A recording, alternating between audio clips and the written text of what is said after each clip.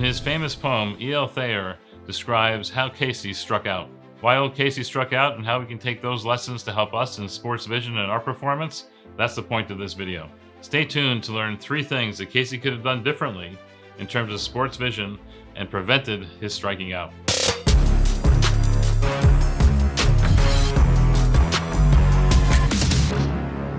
Hello, I'm Dr. Laby. I'm a sports vision ophthalmologist with 30 years experience working with professional and elite athletes to improve their performance. This channel will bring the lessons learned from them to you to allow you to perform and succeed and train at your best. In the summer of 1888, Ernest Thayer printed a poem in the San Francisco Chronicle named Casey at the Bat, a Ballad for the Republic. It was buried inside the newspaper and was kind of meant to be a joke. No one really paid much attention to it.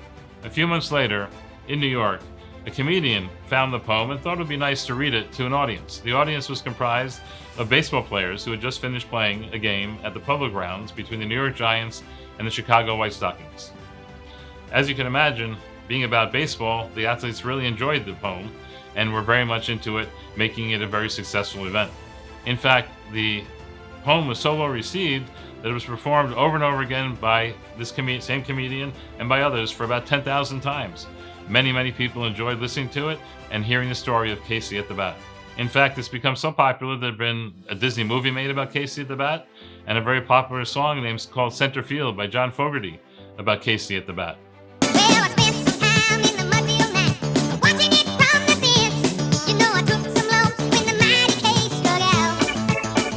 Well, what happens in this poem and how does it relate to sports vision? The poem is actually about a baseball team from Mudville who is down by 2 runs, and in fact you'll see in 2 outs in the game when Casey comes to the bat to try to save the game. The first 2 batters make out for 2 outs, but then the next 2 batters, who no one thought were very good, actually got on base, and that brought up the opportunity for Casey, who was the best batter on the team, to win the game for the Mudville 9. Casey comes to the plate, and as the poem says, and I'll read it now, there was an ease in Casey's manner as he stepped into his place. There was a pride in Casey's bearing and a smile lit Casey's face. And when, responding to the cheers, he lightly doffed his hat. And in fact, here is where the problems began. Instead of concentrating on what he had to do, Casey doffed his hat to the crowd. He was interacting with the crowd. What he should have been doing was concentrating on what he had to do at the plate, how he was going to be able to get a hit, bring the 2 runners home, and hopefully win the game for Mudville. Casey's lack of attention, lack of concentration on what his task was at the plate and his interaction with the audience was a big problem for Casey, as you'll see. The next problem for Casey is when he got into the box and the pitcher finally threw the pitch. It went right by and it was a strike. And in fact, Casey did the same thing with the second pitch, and that went right by and it was a second strike. And now Casey is down 2 strikes with 2 outs in a last chance effort to win the game for Mudville. Well, in fact, that was the second problem that Casey faced. Instead of being in the batter's box and watching the pitcher and learning the delivery and learning how the pitcher made the pitches and threw them, watching the spin of the ball, getting used to the pitcher to give him the best chance to get a hit, Casey just sat back and didn't pay attention. He was a little bit too smug, a little bit too confident. And that lack of experience in seeing the pitcher, lack of understanding of what the pitcher was doing, how his windup was, and his smugness is something that really came to get back and bite Casey, as you'll see in a moment. After all, if you think about it, the batter-pitcher duel is really weighted in terms of the pitcher. Remember, if you're a batter and you have a batting average of 300, meaning you're successful 3 out of 10 times, you're really doing pretty well. So the pitcher wins 70% of the time. So Casey really didn't have the luxury of just letting those 2 pitches go by and having 2 automatic strikes. He put himself in a big hole. Finally, the third problem is Casey was angry, as you'll see in this video clip. Anger and emotion are never good in sports. As we saw in a previous video about the amygdala hijack, that can really interfere with rational, sane, well thought out, well-conceived play, leading to a perfect motor action.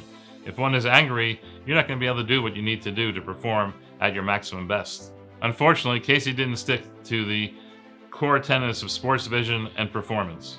Casey played to the crowd. Casey didn't concentrate on the pitcher. He didn't look to understand how the pitcher delivered the ball, what opportunities he had to pick up the information earlier about what kind of pitch was going to come to him. He didn't concentrate on the task at hand. He was angry, which disturbed his ability to make that concentration and to perform at his best.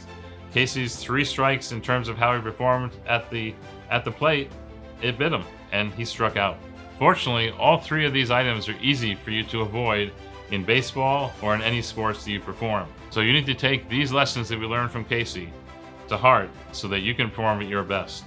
Now, I've always liked the poem Casey at the Bat, and I really like the song Center Field by John Fogerty. It reminds me of the coming spring, of the warmer weather, of baseball season, of sports season, and the change in being able to be outdoors and enjoy performance and, in my case, watching sports. If you like what you saw, please press the subscribe button below and stay tuned to the videos that are coming in the future.